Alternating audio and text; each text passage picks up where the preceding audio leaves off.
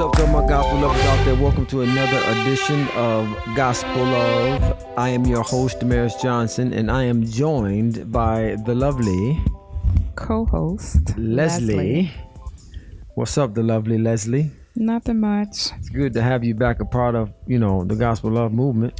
Back? What are you talking about? You like to go on little hiatuses and run the street. Then, I got to give you a chance to miss me. Yeah. Don't take long for that. You be gone for weeks at a time. A day is as 1,000 years, huh? That's what the Word of God says. Oh, 1,000 years is as a day, and a day is as 1,000 years. So if you go one day, to me, it's like 1,000 years. Oh, and you let me know about it, too. No doubt about it. Hey, we want to thank y'all for hanging out with us today. We got a wonderful, very practical show for you today, where we're dealing with what I like to call the AAA initiative of love. There are 3 very practical things you can do to make your marriage magnificent.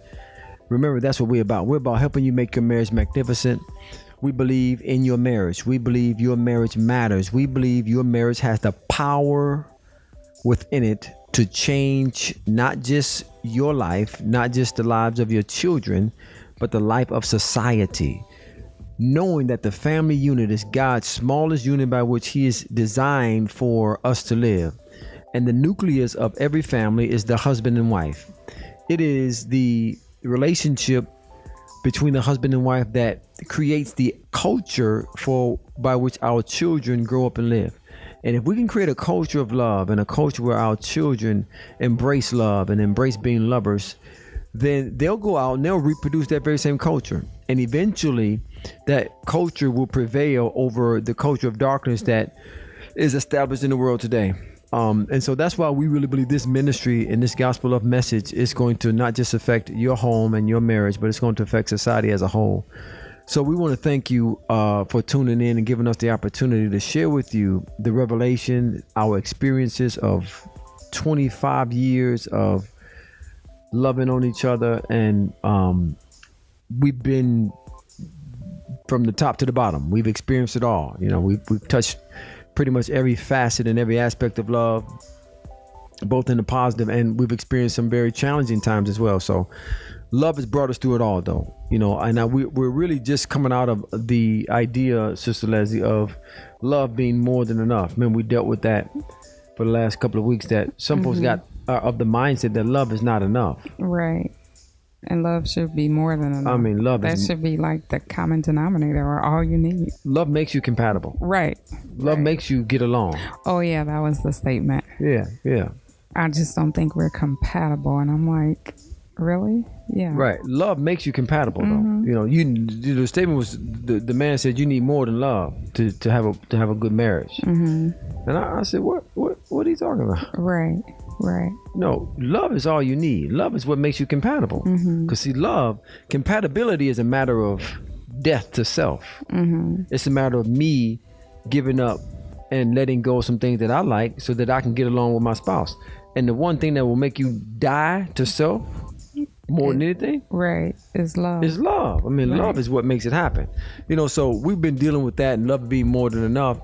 And also we want to continue down that thought and give love more of a definition. And what I've really been looking to do is get people to see the separation between love and humanity. Because a lot of times people merge the two together. Love and what I'll say like this, fallen humanity. They merge the two together. You made a statement that one of your coworkers made who's been married several times. What was that statement? I'm not mad at love. That love didn't do it. The dudes did. See, she ain't mad at love. I think she was getting married for the 3rd time. She's on her 3rd marriage. And I guess for whatever reason she had to justify it, and she made the statement that I ain't upset with love. Yeah, I was kind of surprised that we were eating lunch and she was telling me how she was getting married again. And I knew that she had already had 2 failed marriages. And I was like, are you really? I'm shocked. She had been dating this guy. I knew about him, but I didn't think that she would go to the next step just because she had already been married twice. And then she saw how shocked I was. I said, really? You are? She was like, yeah, I'm not mad at love. It wasn't love that did it. It was the men. I said, oh, okay. Right, and so, but most people don't see the separation. They think that the pain and the agony and the hurt that Johnny calls or Sally calls was love, and it wasn't love. And we have to see love separate from fallen humanity and get an idea of what love is. And that's really what one of the focuses of Gospel Love is giving the clear picture of what love is and what love does. And once we see what love is and what love does, now we can enter into that love.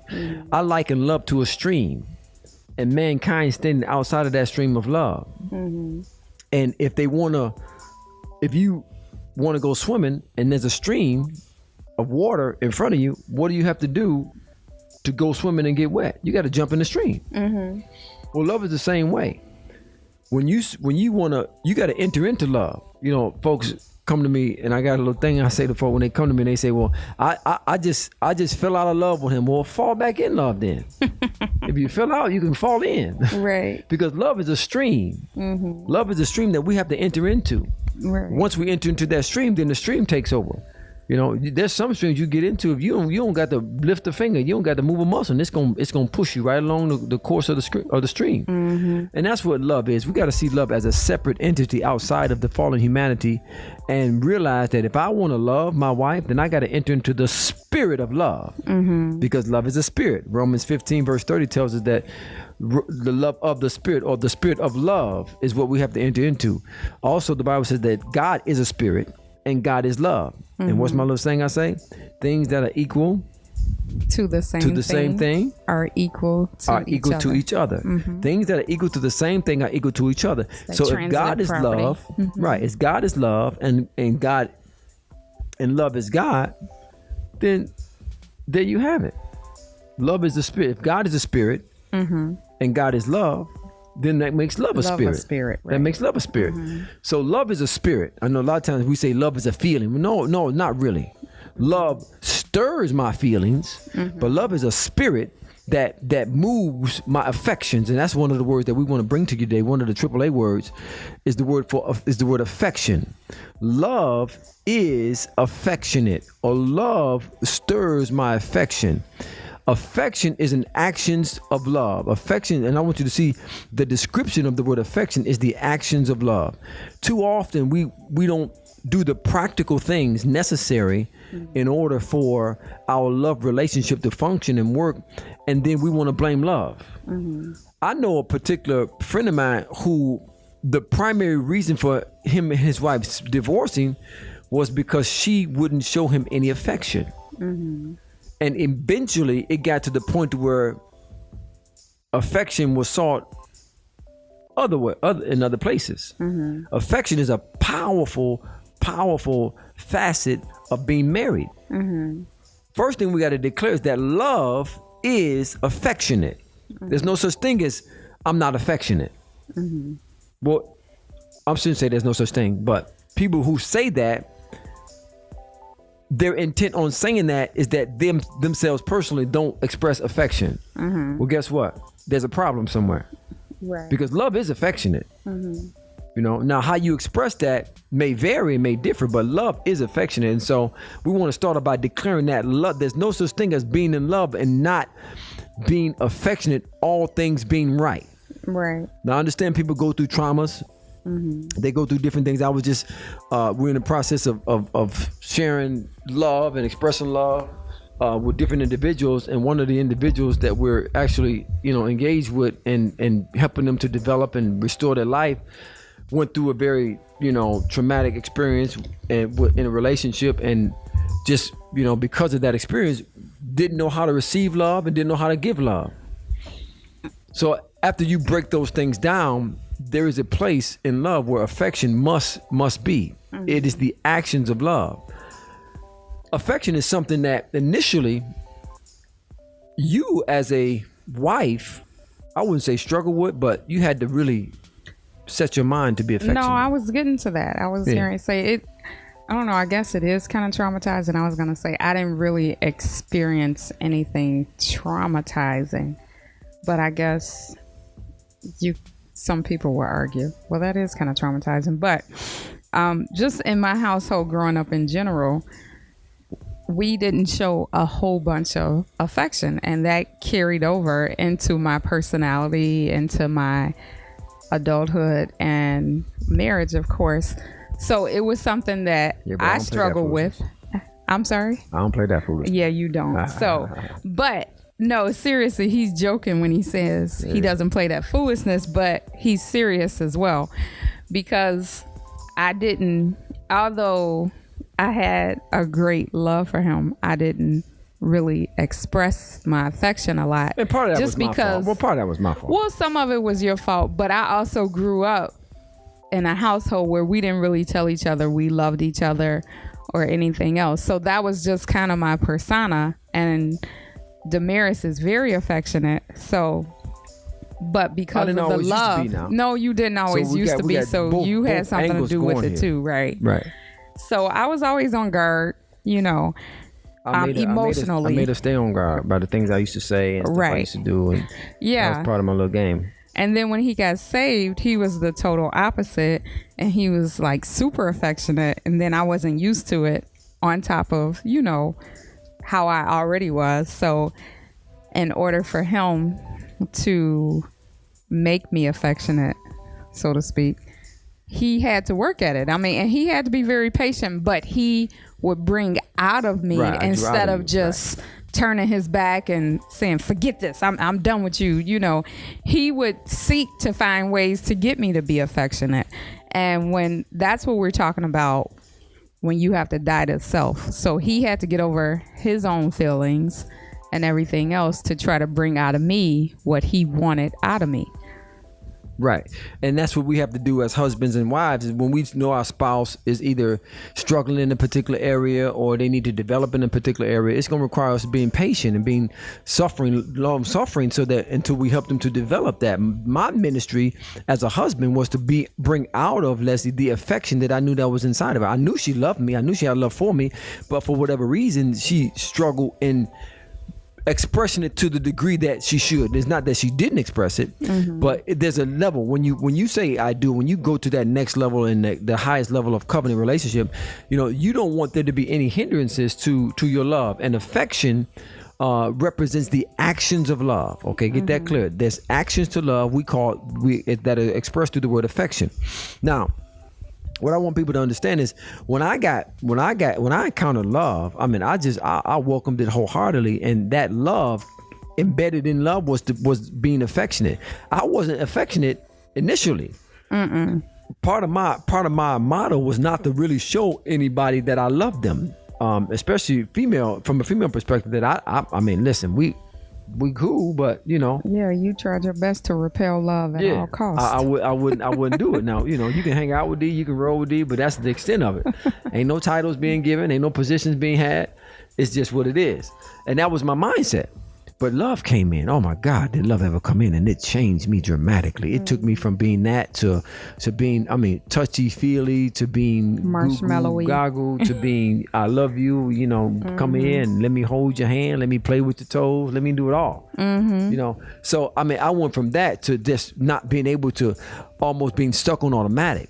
Well, that's because I did something. The word affection we find several places in the scripture, but two places it talks about. Colossians, the 3rd chapter, and the 2nd verse, it says, set your affections on things above. And what I want to extract from that particular scripture is the very thing that we are in control of our affections. We can place our affections where we deem fit. There's no such thing as I just don't feel that for you. You feel it. It's just you've decided not to set it there.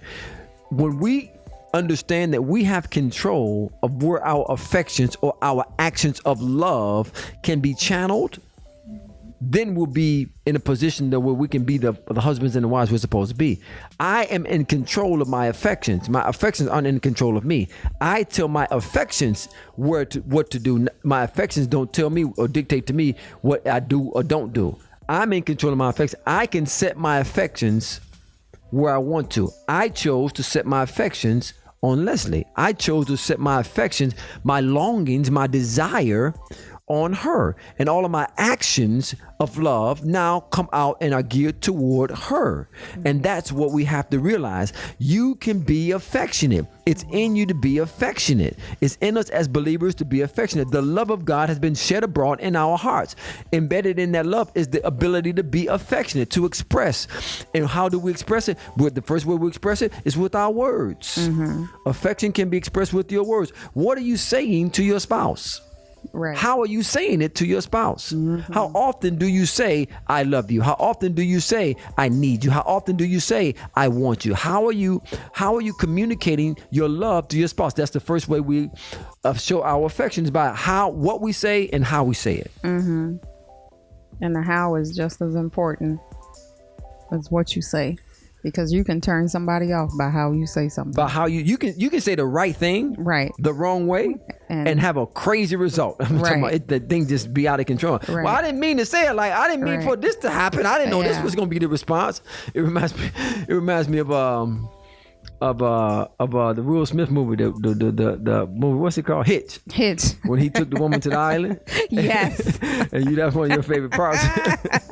And he took her, she started crying. We were like, I didn't think it was going to affect her that way. He was trying to do a good thing, but it affected her the wrong way, and it threw everything out of whack. A lot of times we can say the right thing, fellas, but if we don't say it in the right spirit, the Bible says speak the truth in love. If we don't say it in the right spirit, it can throw everything all out of whack. So my words are important when it comes to expressing my affection. The next thing obviously is with our actions, actions of expression, and how we affection and how we share those things, and the things we do, the small gestures, the things we say, the small gestures, and how we treat our spouse. Those things matter. But you have to set your affections. One of the first aspect of the AAA initiative of love is be affectionate. Find ways to be affectionate. Find ways to discover how to be affectionate. How can you express your love to your spouse? I want to challenge you this week to find three ways by which you can express your love toward your spouse. 3 new ways. Come up with 3 new ways of affection for you to express your love to your spouse. Okay. The second thing of the AAA initiative is attention. We have to pay attention to our spouse. We have to pay attention. Sister Leslie, and I know you big on this. You just love for me to give you my undivided attention. I know. So I hit you with the, are you listening? Right. That's real all the time. Are you listening to me? Can you put your phone down, please? Can you stop doing this? Attention is so important. It is so important, ladies. It is so important to give your husband your attention. Fellas, it's so important to give your wife your attention. And it's a very practical thing. It's a very easy thing to do. Focus upon her. That's what the definition or the description of attention that I want to give you is to focus upon. I have to focus upon what's being said. I have to focus upon her. When I give you my attention, and before we get into what the outcomes of when you give someone your attention is, I just want you to share what does it mean to you for me to give you my attention? It means I'm important. It means you are investing in our relationship, pretty much, because if you want the right hand of fellowship later on, you better stop giving me the left hand of fellowship during the day. They might not know what the right hand of fellowship means. Y'all know what the right hand of fellowship means. Right? We know in our culture, shaking with your right hand, let me just make it general, shaking with your right hand is a respect thing. And if you hold out your left hand to shake somebody's hand, that's kind of funny. That's kind of yeah. So I'm always looking to have the right hand of fellowship extended to me from Sister Leslie. So my attention matters, though. Me giving you my attention, it brings one of the outcomes is, as she said before, it makes it feel important. It establishes a level of significance. What me giving my attention to my wife says, it says you matter, and you're significant. You're significant to me at this very moment. Nothing else matters because I'm focused on what you're trying to communicate to me. I'm focused on what you're saying to me. I'm focused on what you want to do with me. It gives her a sense of significance. When you're dividing your time, or when you trying to carry on several different conversations and things of that nature, then it lessens her value before in her own eyes. You have to show her and make her feel significant. I was sharing with we were talking about love, and we created a song. I'll just tell you like this.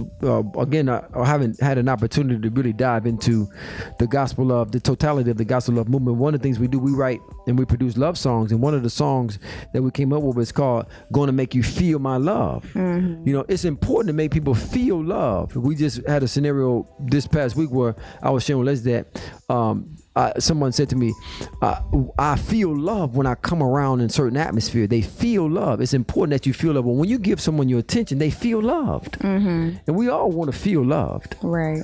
So the significance and the attention that comes, the attention that people get makes them feel significant.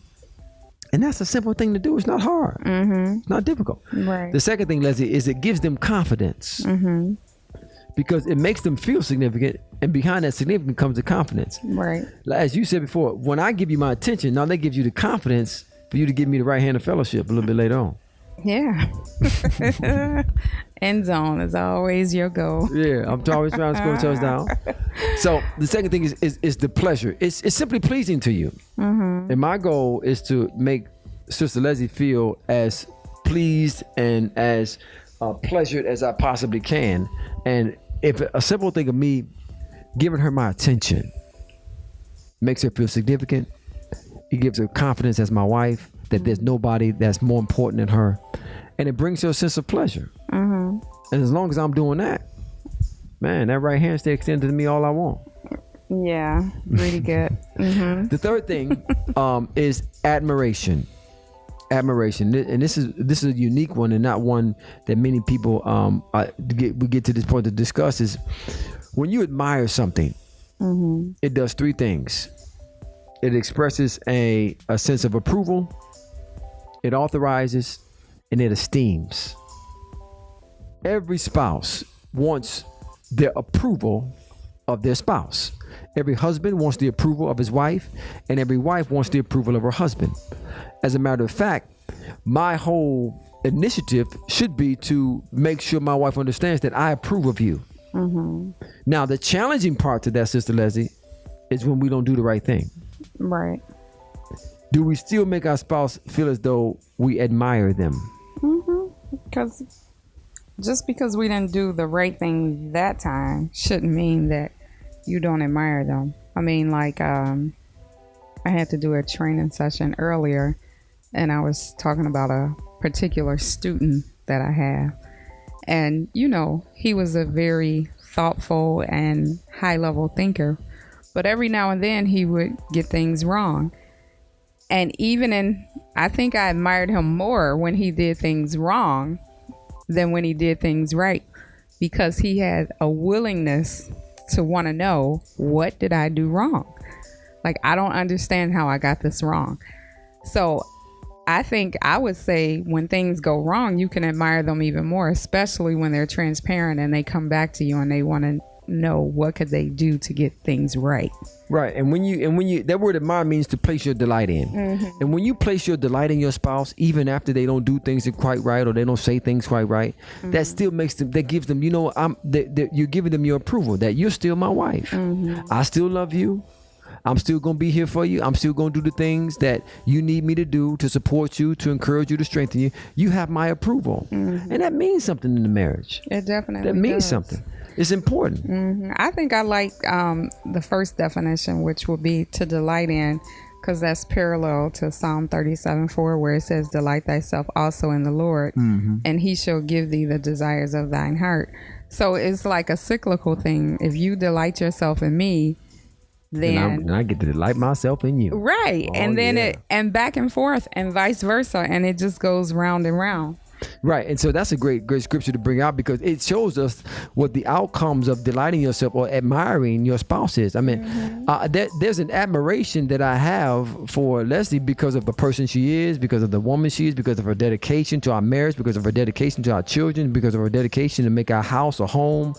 All of those things cause me to admire her, but simply because love gives me an admiration for her first and foremost that nothing else can give me. That's what love brings. Love brings the degree of admiration for the person that you love. And because of those things, and in spite of those things, I still admire the person that she is.